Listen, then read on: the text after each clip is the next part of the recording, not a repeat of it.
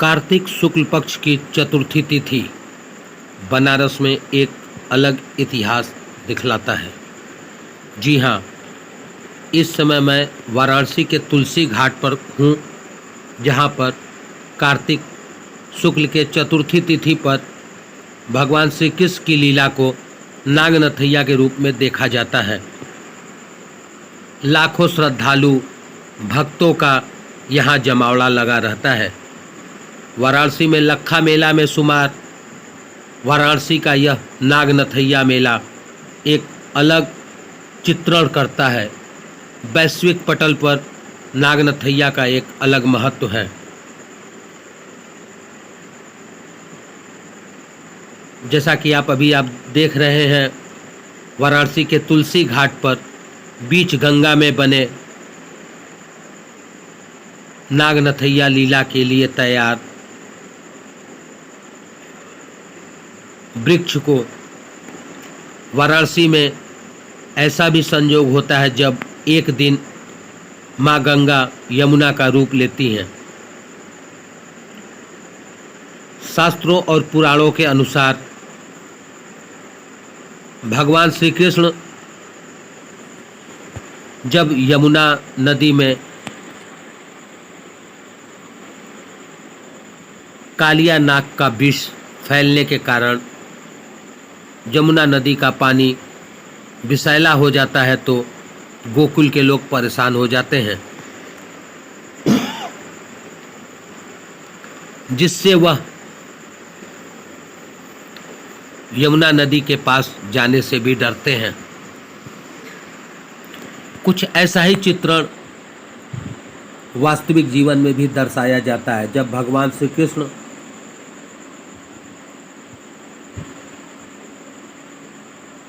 कालिया नाग का वर्धन करते हैं और इस वर्धन को देखने के लिए लाखों भक्त इस समय तुलसी घाट पर अपने अपने स्थानों पर बैठ करके जयकारों के साथ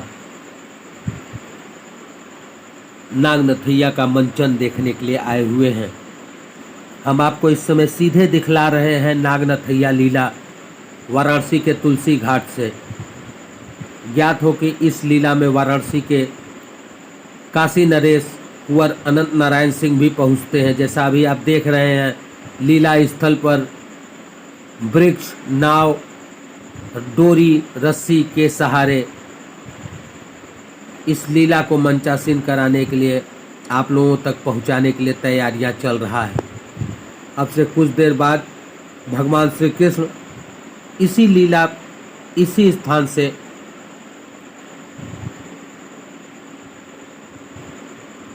वाराणसी में आज बने गंगा यमुना के तस्वीर पर, जैसा कि आप देख सकते हैं, भगवान श्री कृष्ण इस समय शेषनाग कालिया पर खड़े होकर के बांसुरी वादन कर रहे हैं। हम आपको फिर से एक बार दिखलाएंगे कि किस प्रकार से यह मंचासीन होता है। यह प्रोग्राम भारी सुरक्षा व्यवस्था लगी रहती है। हालांकि इस बार गंगा में जल स्तर में वृद्धि है, जिसके कारण सुरक्षा व्यवस्था भी मुकम्मल कराई गई है।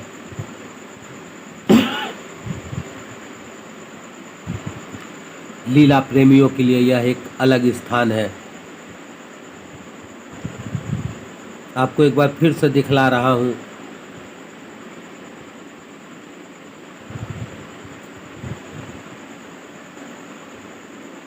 भगवान श्री कृष्ण अब से कुछ देर बाद, ये तैयारी हो चुकी है।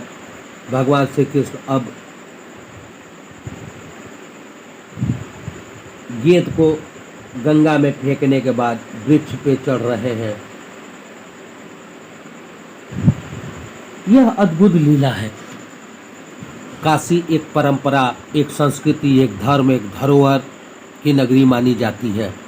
यहाँ पे विभिन्न प्रकार के सांस्कृतिक धार्मिक आयोजन होते हैं। उसी में यह लक्खा मेला भी है। वाराणसी का नागनथैया मेला इस समय आप देख रहे हैं। आप लोगों से निवेदन है कि बनारस की तस्वीर चैनल को सब्सक्राइब करें, लाइक करें तथा शेयर करें, जिससे आप तक हर समाचार, हर धार्मिक, हर सांस्कृतिक धरोहर को हम आप तक पहुंचा पाएँ।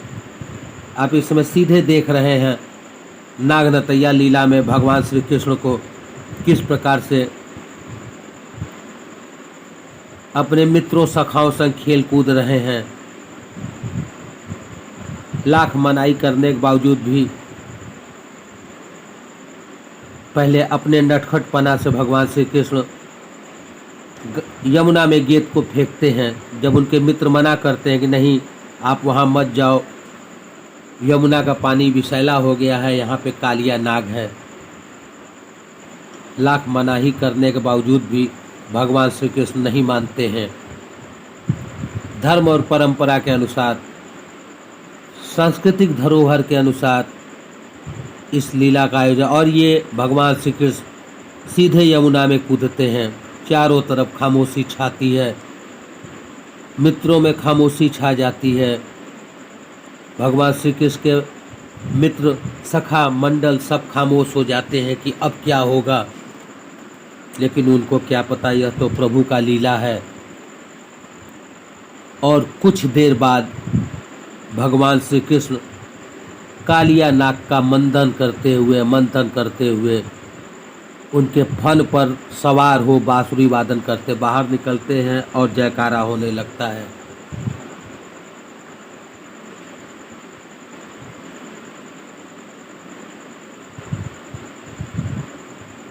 आप इस समय बनारस की तस्वीर चैनल के माध्यम से सीधे देख रहे हैं वाराणसी का विश्व प्रसिद्ध नागनथैया का मेला।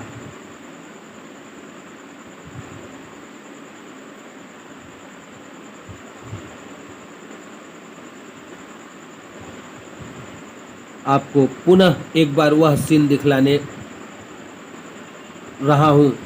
रहा हूँ जब भगवान श्री कृष्ण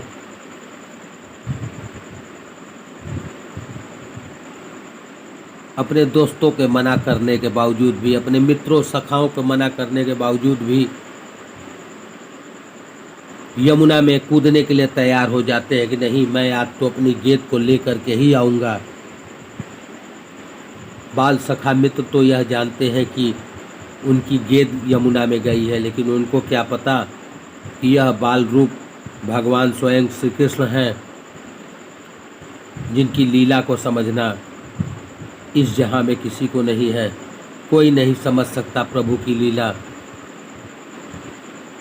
और प्रभु सीधे वृक्ष पे चढ़ने के बाद, अपने दोस्तों को मनाही करने के बाद,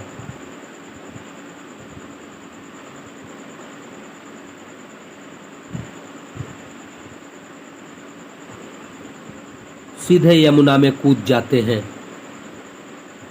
और अब प्रभु इस लीला मंचन के दौरान यमुना में कूदने के लिए तैयार हैं।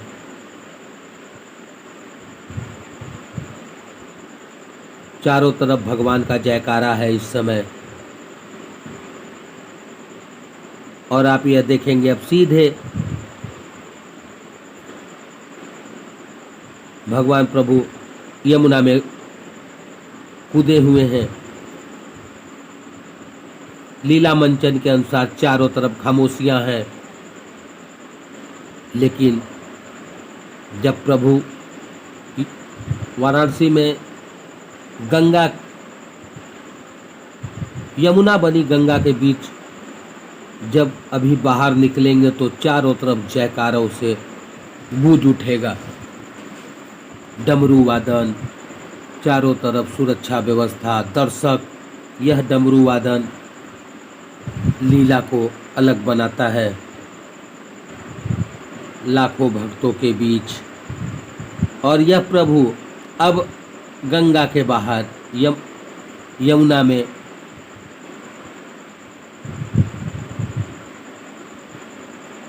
संकट मोचन मंदिर के महंत श्री इस समय इस लीला में सीधे सीधे आप देख सकते हैं नाव के ऊपर सफ़ेद कुर्ता, धोती एवं दुपट्टा पहने, सफ़ेद बालों में, और यह प्रभु कालिया नाग के शीर्ष मर्दन करने के बाद अपनी लीला को दिखलाते हुए बांसुरी वादन के थ्रू। आइए सीधे चलते हैं और देखते हैं लीला तथा क्या कहा भक्तों ने, यह भी सुना जाएगा। एक बार पुनः बता दूं, बनारस की तस्वीर आपका अपना चैनल, सब्सक्राइब करें, लाइक करें तथा शेयर करें, जिससे आपको हर खबरों को हम आप तक पहुंचा सकें। आप लोगों का निरंतर सहयोग मिल रहा है और बनारस की तस्वीर आपके निरंतर सहयोग के लिए आभारी है तथा हमेशा अपेक्षा करेगा कि बनारस की तस्वीर को आप देखते रहें तथा अपने सुझाव भी भेजें। एक बार पुनः बनारस की तस्वीर चैनल को आप सब्सक्राइब करें, लाइक करें तथा शेयर करें।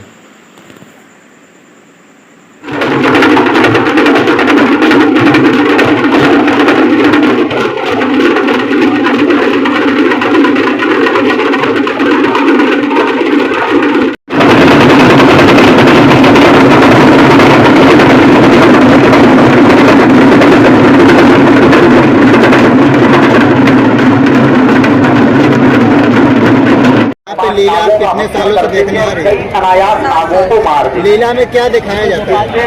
नागों को बड़ी पीड़ा हुई। नागों में बॉल लेने के लिए अच्छा भगवान का संवाद हो रहा है। जब भगवान के संवाद को भी हम लोग श्रवण करें। बोलिए वृंदावन बिहारी लाल की। लीला देख के आपको कितना खुशी होता है? लीला देख के खुशी होता है। अपना नाम बताइए, क्या नाम है आपका? हार भी है। कहाँ पे आई है नीलम जी आप? वो नित्य प्रतिदिन नागों का ही भक्षण क्या करते देखने आई हैं, मछलियों का भक्षण करते लीला हैं। भगवान लीला के कितने मित्र हैं, सालों से आप पार्षद हैं, देखने आ रही है? लेकिन उनका खान पान अलग है। भगवान इसका क्या महत्व है, क्या है लीला के बारे में सब पार्षद बताइए। होने का क्रम है। भगवान की बड़ी कृपा पात्र है। उसी प्रकार से लीला में क्या होता है? रामचरितमानस में सुग्रीव जी और क्या क्या होता है लीला में? जितना भी वो अलग करे, लेकिन भगवान के